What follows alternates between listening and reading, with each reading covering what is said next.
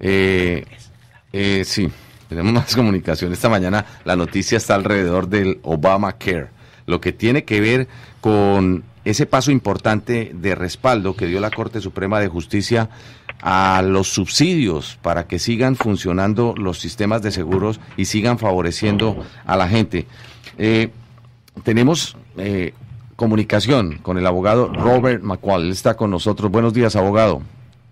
Buenos días, mucho gusto, gracias por la invitación. A usted muchas gracias por estar con nosotros y contribuir para que nuestros oyentes queden mucho más claros sobre la actual situación, cómo queda el sistema del Obamacare y realmente cómo se ven beneficiados, lo preguntábamos hace un rato, los hospitales, los que prestan el servicio a la gente sí o sí, la gente que tiene que ir y acudir a un hospital.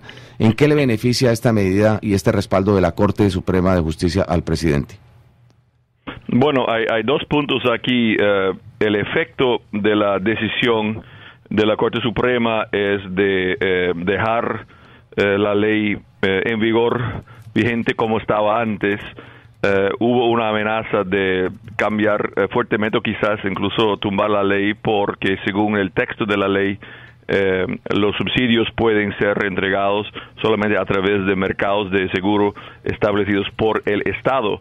Y la Corte Suprema, haciendo algo totalmente insólito que nunca he visto en mi vida, básicamente cambió el texto que dice establecido por el Estado para también cubrir cambio o mercado establecido por el gobierno federal, porque en estados como Florida, 34 estados donde el gobierno del estado no estableció un mercado de seguro de Obamacare, entonces entró el gobierno federal para sustituir por eso, y entonces el efecto es de que cualquier persona que tiene una póliza ahora y tenía antes sigue igual, no cambia nada en términos de la vigencia de la ley. Aparte de lo que uno cree de si es buena o mala la ley de Obamacare, etcétera, para mí como abogado es muy preocupante que la Corte Suprema toma una ley que dice A y cambia el texto para decir B. Entonces esta ley fue muy mal escrito, el Congreso hizo todo muy apurado, sin leer lo que estaba haciendo, habían contradicciones internas, básicamente bajo nuestro sistema de separación de poderes. Esto debería ser un asunto para la legislatura corregir con el presidente, pero básicamente la Corte Suprema tomó esto como fait accompli y el señor Roberts, el presidente Chief Justice, escribió una decisión muy preocupante en términos legales de jurisprudencia para justificar a mantener esta ley.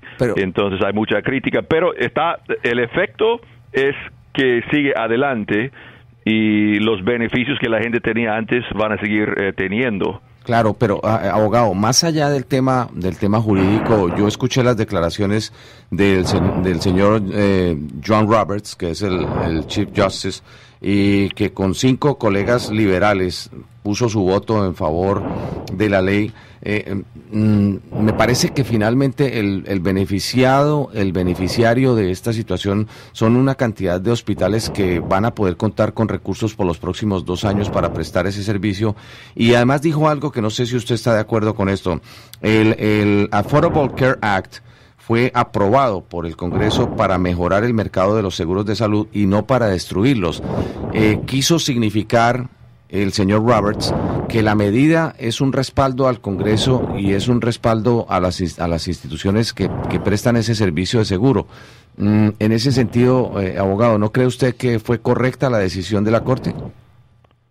No, porque yo creo que no fue correcta la decisión, porque una decisión judicial tiene que ser basado en los hechos del caso y no la preferencia de los jueces. El juez es el árbitro para llamar bola y strike, no es para decir qué lanzamiento se debería mandar o quién debería jugar en cuál posición. O sea, este señor Roberts, aunque tuviera tal vez buenas intenciones, estaba básicamente legislando, corrigiendo el texto de una ley que el Congreso aprobó. Incluso el arquitecto de la ley, señor Gruber, el economista de MIT, decía que fue a propósito poner ese texto dando subsidios solamente a través de los estados para presionar los estados a cooperar y establecer sus propios mercados, entonces el daño institucional a nuestra constitución, a nuestro sistema de leyes, es muy grave aquí.